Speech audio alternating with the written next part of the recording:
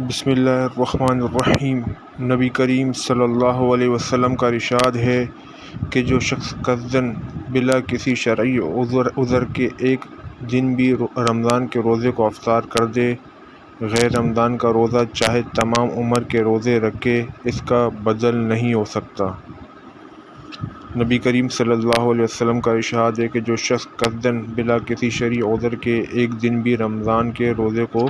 افطار کر دے، غیر رمضان کا روزہ چاہے تمام عمر کے روزے رکھے، اس کا بدلہ نہیں ہو سکتا۔ فائدہ: بعض علماء کے مذہب، جن میں حضرت علی کرم اللہ وجہہ وغیرہ حضرات بھی ہیں، اس حدیث کی بنا پر یہ ہے کہ جس نے رمضان المبارک کے روزے کو بلا وجہ کھو دیا،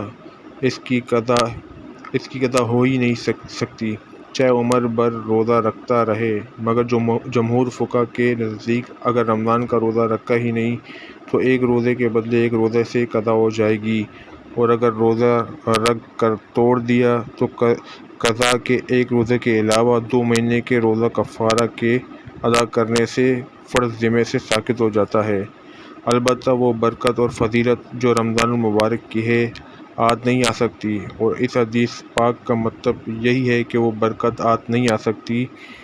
جو رمضان شریف میں روزہ رکھنے سے حاصل ہوتی۔